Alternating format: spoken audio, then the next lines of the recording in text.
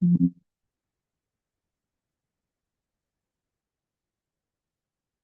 day, friends.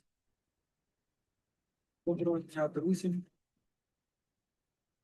Райнер, Людмила, Маргарет, Барбара, Артеме, Крістен, Євгене, Фарук. Цієї ночі російська армія спалила книжковий ринок у Києві. З книги Єремії ми знаємо, що коли цар спалив сувій з пророцтвами, Господь наказав написати новий сувій. Тож продовжуємо у тихій молитві та словами правди писати наш сувій пророцтва миру в усьому світі. Молитовні збори сьогодні триватимуть півгодини, і всі богослужіння вітаються. Last night the Russian army burned down a book market in Kyiv. From the book of Єремія we know that when the king burned the scroll of prophecies, the Lord commanded that a new scroll be written. So let us continue in silent worship and with words of truth to write our scroll of prophecy for peace around the world. Meeting for worship will long for half an hour. All ministries are welcomed.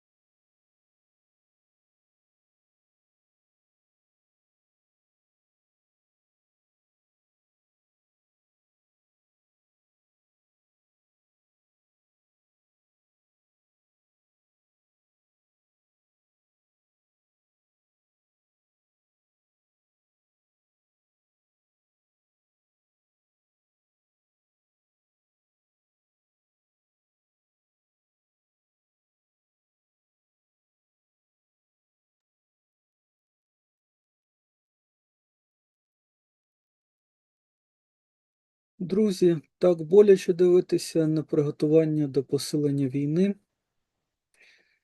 гуркіт вибухів вночі, готування до більш руйнівних ударів взимку. Із засідання Ради безпеки ООН цього тижня ми дізналися про жахливе поводження росіян з полоненими. У них 16 тисяч цивільних полонених з окупованих територій, включаючи вагітних жінок, не кажучи вже про військовополонених, і вони зазнають катувань, багато померли через жорстоке поводження. В Україні тим часом посилюється жорстка мобілізація, і омбудсман Лубінець, який є одним з небагатьох можновладців, що мають сміливість боротися за права людини, заявив про тиск на нього та на його представника, який викрив жахливі зловживання у ТЦК на Закарпатті, що перетворилися на нелегальні тюрми та катівні воєнщини. Зараз є багато ознак того, що Путін готується до довгої війни та загальної мобілізації. Російська агресивна війна проти України схожа на американську війну у В'єтнамі. Потрібен масовий мирний рух, масова відмова воювати, як тоді в США, щоб зупинити криваву авантюру Кремля. До речі, під впливом цього руху в Європі також почали визнавати право на сумлінну відмову в 70-х роках минулого століття. На запрошення американських друзів я сьогодні розповідатиму про квакерську історію сумлінної відмови. Джон мене попросив це зробити. Готуючись до презентації, я мав нагоду і сам детальніше вивчити цю історію. Багато на події, від декларації ранніх друзів 1660 року, громадянської непокори та мирної праці, до змін національних правових систем та міжнародного права. Світ змінився на краще завдяки друзям протягом майже 4 століть. І це вплинуло на українське право також, хоча й недостатньо. Друзі моляться і працюють заради світу без війни, через вірність вченню Христа, подібно до того, як ранні християни, такі як Тертуліан, Максиміліан з Тебеси, засуджували війну. Наше бачення світу без війни виявилося привабливим не тільки для братів і сестер по вірі, але й для всього людства. Але людей та ресурсів все ще не вистачає, щоб вилікувати людство від хвороби війни, щоб відповісти на російську агресію спротивом не просто добре, а по-доброму, як мирні люди. Тож, зараз я прошу вас замислитися над 2 питаннями, які я пропонуватиму також для роздуму друзям із США. Як залишатися вірними нашому мирному свідченню під час війни? Які переконливі та здатні змінити світ шляхи до миру у нас попереду?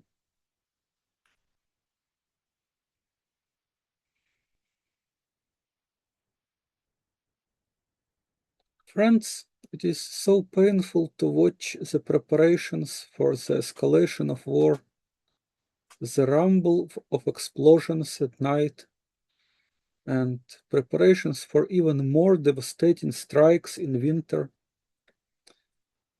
From this week's United Nations Security Council meeting, we learned about the horrific treatment of prisoners by the Russian army. There are more than 16,000 civilian captives, including pregnant women. There are also prisoners of war.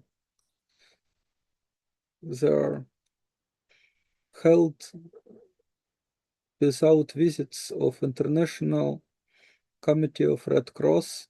Their status is not recognized. They're harassed, subjected to mock trials and tortured, and tens of these captives died in result of this ill treatment. Meanwhile, in Ukraine, harsh mobilization is intensifying.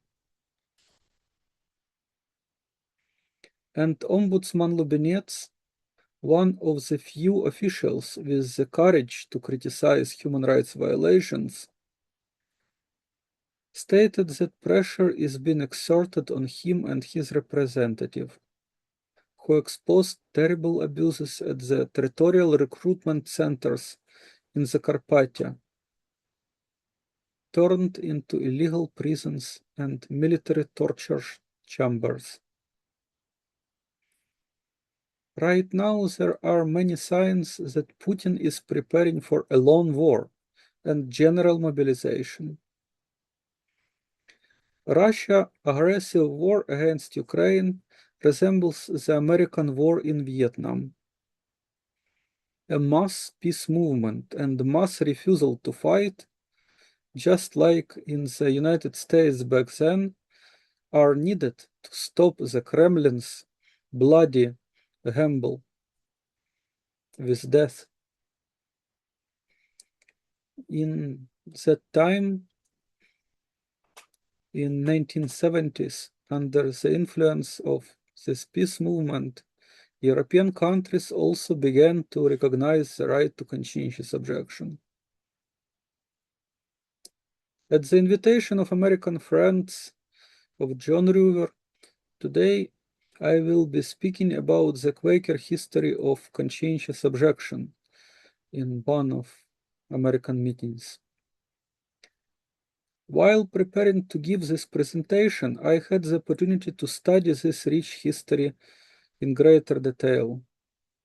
From the declaration of the early Friends in 1660, civil disobedience and peace work, to changes in national legal systems and international law.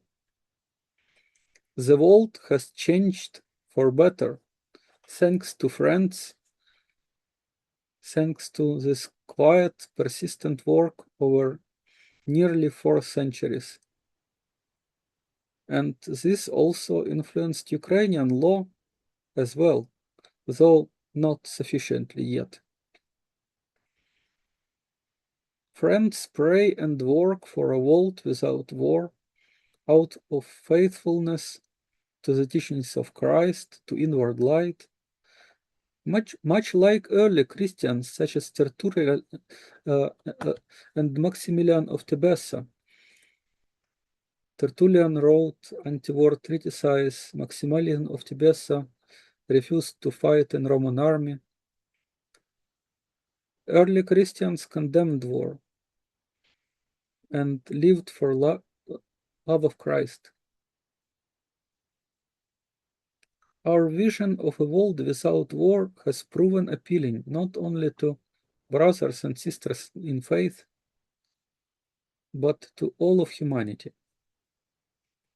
Yet people and resources are still lacking to cure humanity from the disease of war and to respond to Russian aggression, not in kind, but kindly, as peaceful people. So now I ask you to reflect on 2 questions that I will offer also to the friends in the United States.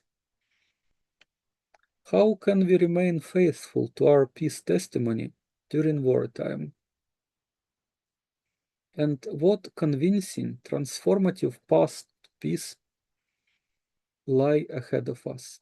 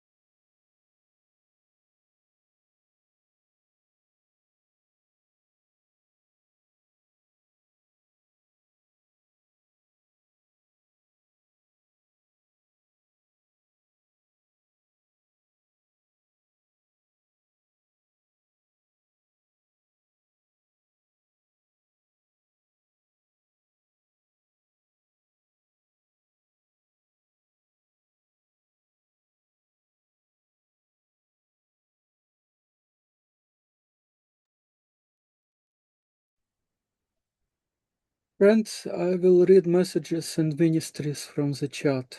Greetings from Barbara and Yevgen. From Andrei Vishnevetsky. It is great that he managed to join us today. A message from Farouk. 16th August, a black day in Pakistan. For us, 16 August is a black day because we believe that Independence Day should not only be a celebration in words, it should be a reality experienced by every citizen. We did not celebrate 14 August, Pakistan's Independence Day, because many people in our country still do not feel truly free. There are people who continue to face discrimination, injustice, poverty, persecution, insecurity, and unequal treatment. What does independence mean if a person cannot live with dignity, equality, safety, and justice? We want to see a Pakistan where every citizen, regardless of religion, faith, or background, can truly say, I am free, I am safe, I have equal rights, I have justice. We are not against Pakistan, we love Pakistan and pray for Pakistan. Our message is peaceful call.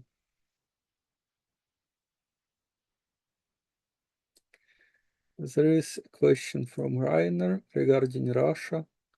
How can we appeal to our opponent's consciousness?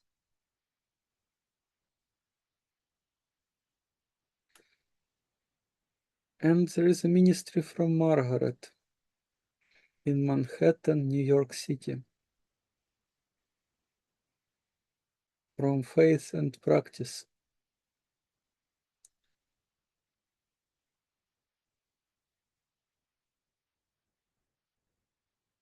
History has shown us that if a future outcome, however noble, seems greater than the worth of a human being, any means or atrocity is possible.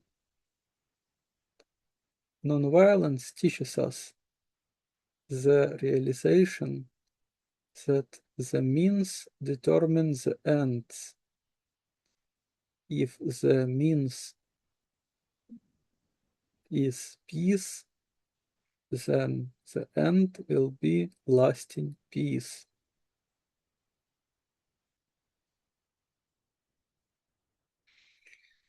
Друзі, я прочитаю повідомлення та молитви з чату.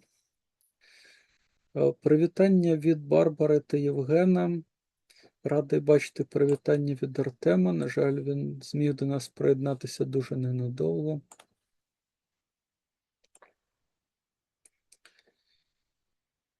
Повідомлення від Фарука. 16 серпня, чорний день в Пакистані. Цей день вони вірять, що День Незалежності має бути не тільки святкуванням на словах, це має бути реальність. Незалежність має бути реальністю, яку могли святкувати всі громадяни. Ми не святкуємо 14 серпня, День Незалежності Пакистану, тому що багато людей в нашій країні не почуваються дійсно вільними. Є люди, які продовжують зустрічатися з дискримінацією, несправедливістю, бідністю, переслідуванням, небезпекою, нерівним поводженням. Що може значити незалежність, якщо особа не може жити гідно, у рівності, безпеці, справедливості? Ми хочемо бачити Пакистан таким, щоб кожна людина, кожен громадянин, незалежно від релігії, незалежно від обставин життєвих, може сказати: я вільна людина, я в безпечному становищі, я маю рівні права, я маю справедливість. Ми не проти Пакистану, ми любимо Пакистан і молимося за Пакистан. Наше повідомлення – це мирний заклик до справедливості, рівності, людської гідності та справжньої свободи для всіх. Повідомлення від Райнера стосовно Росії. Питання: як ми можемо звертатися до совісті тих, хто опонує миру?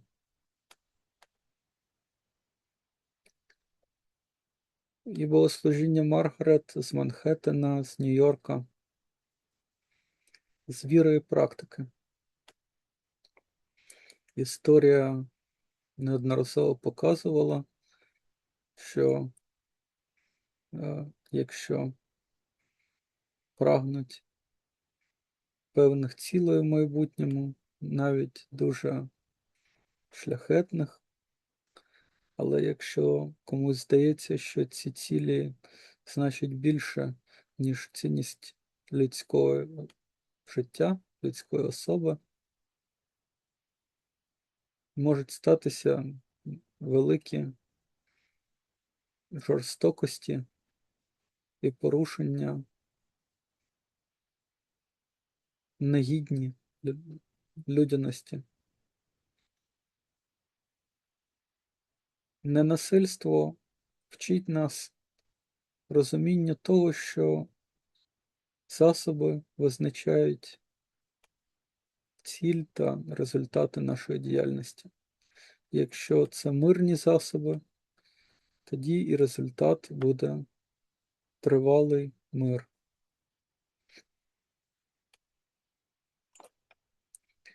Друзі, наші молитовні збори наближаються до завершення, але, як завжди, ще є час, хто має якісь оголошення чи молитви, можете казати зараз.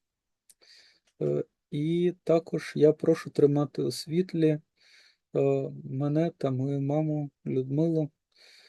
У мене зубний біль, мама нещодавно впала і, будь ласка, помоліться за наше видужання.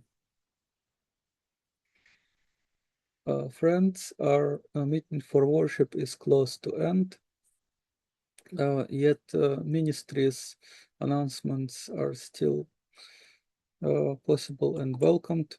Also, I ask you to uphold in the light myself and my mother. I have a toothache and my mother fell, and I ask you to pray for our recovery.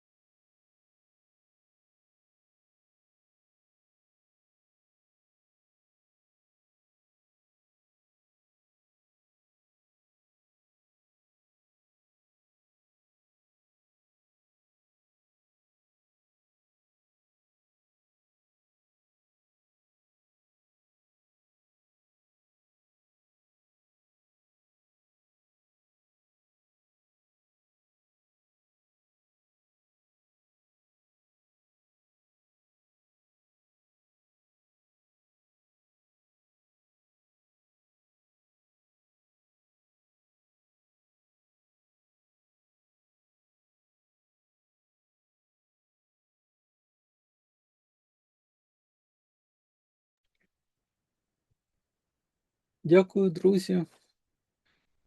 Дякую за побажання одужання в чаті. Від Олександра. Тримаю вас у світлі, одужуйте. Від Євгена, скорішого одужання. Від Райнера. Хай вам буде краще якнайшвидше. Барбара пише: всім благословенного тижня. I see the good wishes in chat from Alexander. Upholding you in the light. Recover from Yevgen. Fast recovery to you. From Rainer, get well soon. And from Barbara, have a blessed week. Friends, we are concluding our meeting for worship. Upholding in the light all those who suffer from war and all those who resist non-violently to all wars, who refuse to kill, who work for peace and justice. Друзі, ми завершуємо наші молитовні збори із молитвою про мир в усьому світі, підтримуючи у світлі всіх тих, хто страждає від війни, хто чинить ненасильницький спротив війні, всіх, хто молиться і працює заради миру. A message from Margaret. Hope all of us can recover from our illnesses. Повідомлення від Маргарет. Сподіваюся, всі ми зможемо видужати від наших болячок. Thank you, friends.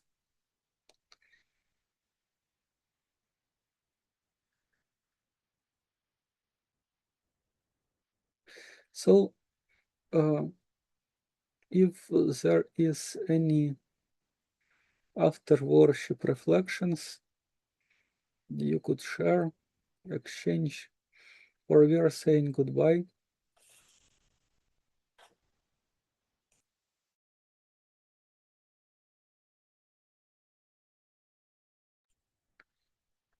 I see Margaret wants to ask a question.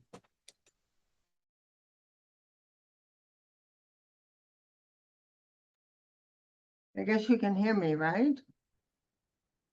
Well, I wonder what Rainer thinks consciousness is. It's debatable because, well, what do you think it is? And what does other people think consciousness is?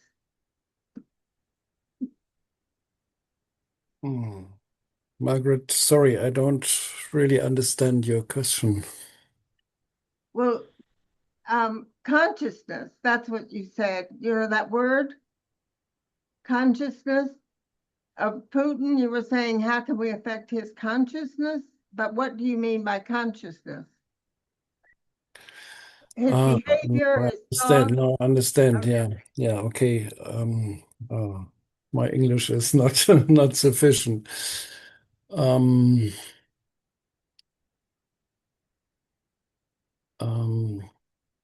I would say conscience is the inner voice which tells you what is good and what is bad.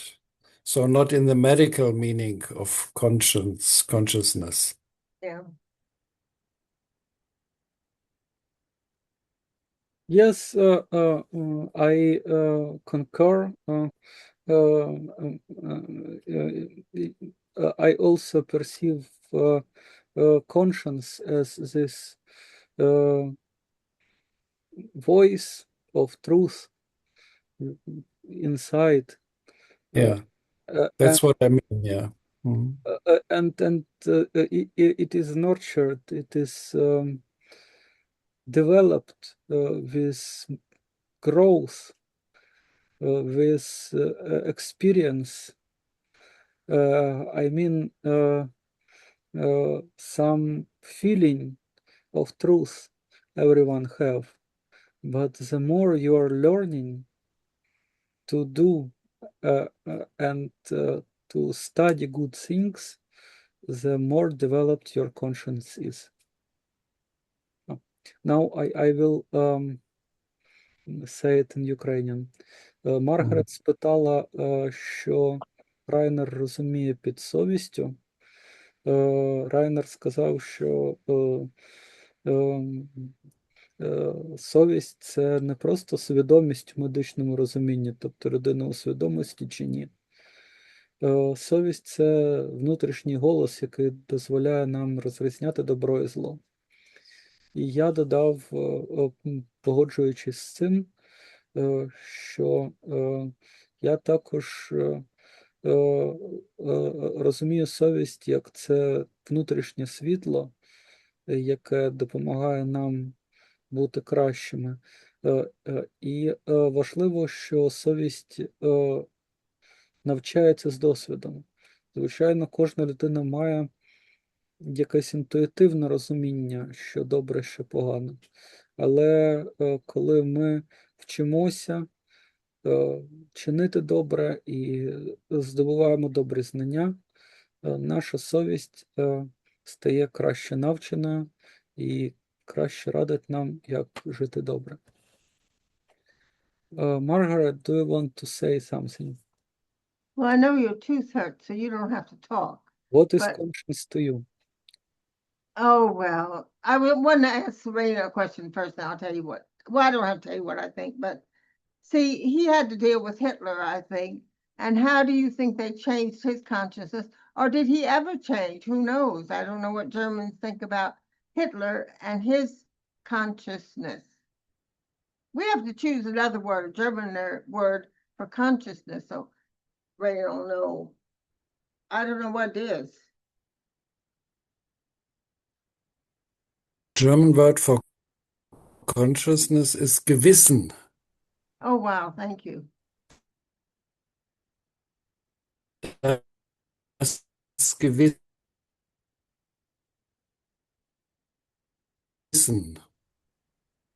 So how do you think Hitler in your history was, how was his, oh my, I can't pronounce it, Gewissen. How do you think his consciousness was changed, or was it ever changed? Who knows? I don't know.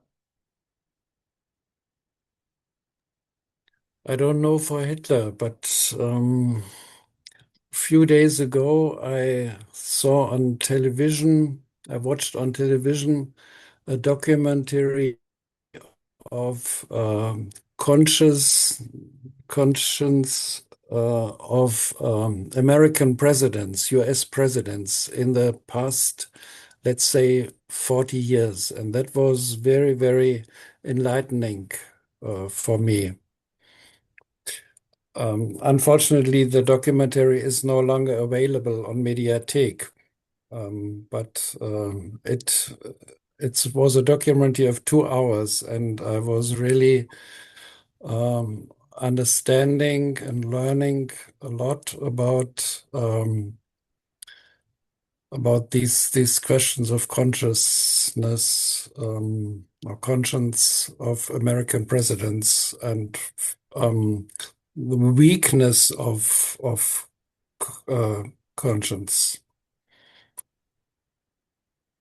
And I think the other thing that we have, how do we change it, and can you change it?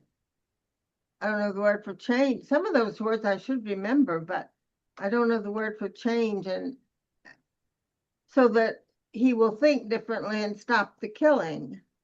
How do you stop that pattern in his mind? Because I think Putin is basically in control, although you hear other people's names, but so I don't really know, maybe Yuri knows who's really in control of making any decisions. Anyway, how do you change it? That's the point. How did, like your documentary you saw, how did they didn't come up to Trump, I guess, but Trump probably took it off the media. There were some, I think back in history, some decisions like Vietnam, did they cover that? And the president then, and how was his consciousness changed? Because we eventually got out of there, but it was a very long fight, and I don't know what we achieved. It is said that power corrupts and absolute power corrupts absolutely.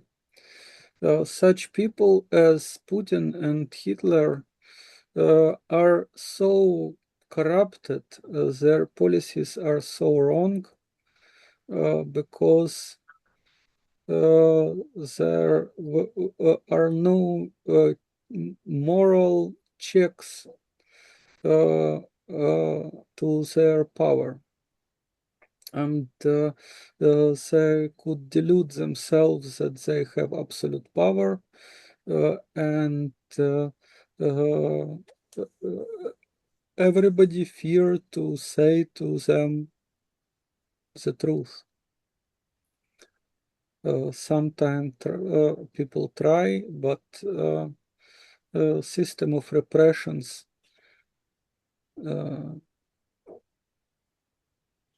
violently suppress any dissent. And this is problem of lack of popular conscience, because such sort of great delusions in one person are not happening when it is customary among the people to say truth and to ensure that nobody delude himself into the illusions of absolute power. Absolute power is impossible, and it is utterly immoral to seek it.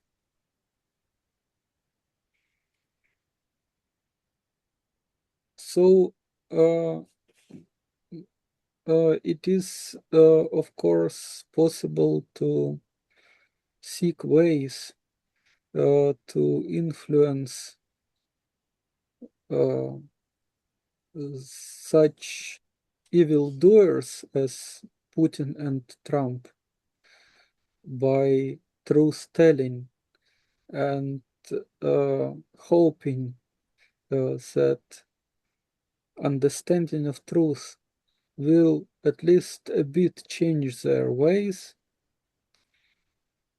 There were examples when Nazi a bit slow down in their evil activities after international scandals and so on.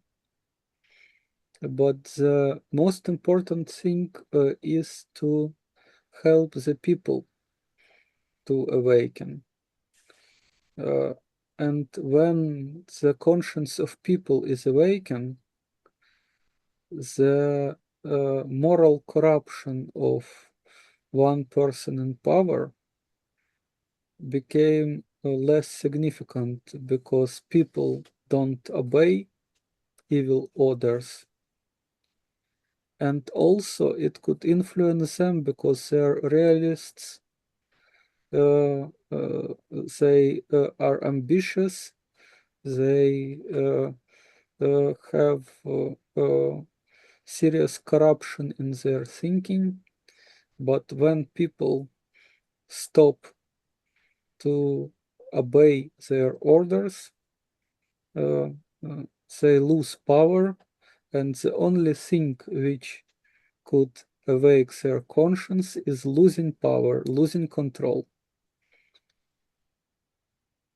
For this end, it is important to awaken conscience of people, and it is a power of people to take away the power from wrong, morally corrupted leaders. This is how you awake their conscience, I think. Now I will say it in Ukrainian. Маргарет і Райнер обговорювали, як же тут можна добитися того, щоб такі люди, як Гітлер чи Путін, які роблять жахливі речі, змінили свої шляхи. От Райнер написав, що він не вірить, у можливість змінити диктаторів, пробудити їх совість, і він шукає шляхи звернутися до совісті звичайних людей, наприклад, російських солдатів. By the way, Rainer wrote into chat, I don't believe I can change the conscience of people, dictators, but I am looking for ways to appeal to the consciences of ordinary people. Russian soldiers, for example.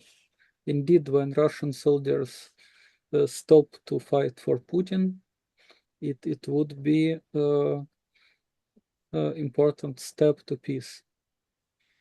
I will continue Ukrainian translation. І дійсно, такі люди, як Гітлер та Путін, от кажуть, що влада розбещує абсолютно, корумпує. Ті, хто прагнуть абсолютної влади, це абсолютно аморальна ціль. Але коли люди, деякі владолюбці, роблять якісь кроки, бачать, що їм все сходить з рук, вони просто сліпнуть. Це така диявольська омана. І єдиний спосіб це зупинити, це звертатися до совісті людей, казати правду. Ну, перш за все, сам по собі скандал, коли у цій системі неправді раптом сказана правда, він вже може стримати. Ті ж нацисти, коли світу ставали відомі ті жахи, які вони робили, змушували їх уповільнюватися, якось імітувати зміни. Але все одно це царство неправди. І єдиний спосіб це змінити і пробудити совість, це звертатися перш за все до совісті людей, тому що такі от владолюбці прориваються до влади, коли совість народу трішки буксує. Народ не має давати нікому спокійно відчувати свою нібито абсолютну владу. Це одна з найгірших помилок, яку тільки може зробити людина.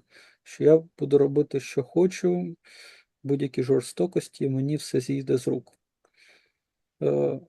Просто коли народ цього не сприймає, коли люди не коряться злим наказам, такі жорстокі діячі втрачають владу. І оця от втрата влади, те, що їм замінило совість, тільки це може нарешті змусити їх замислитися, а чи я не помиляюся. І саме тому, перш за все, треба казати правду і звертатись до совісті людей, тому що люди мають силу відібрати ту владу, яка потрапила в неправильні руки, шляхом непокори, шляхом організації,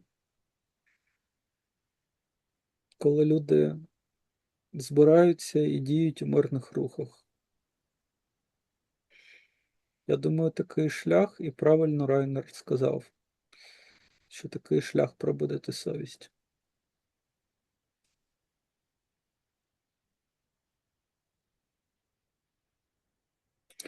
So, friends, let's hope and pray that the conscience of everyone will awaken and there will be no war in the world. Друзі, давайте сподіватися і молитися, що совість всіх людей пробудеться і більше не буде воїн у світі. Peace and light from Kyiv, last sunny lights of this summer. Мир, світло з Києва, останні сонячні дні цього літа. With love and blessings. з любов'ю та благословенням.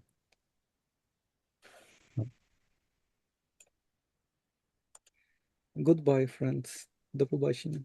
До побачення. До Goodbye. побачення, друзі. Thank you for prayer today. Дякую, друзі, за молитовні збори сьогодні.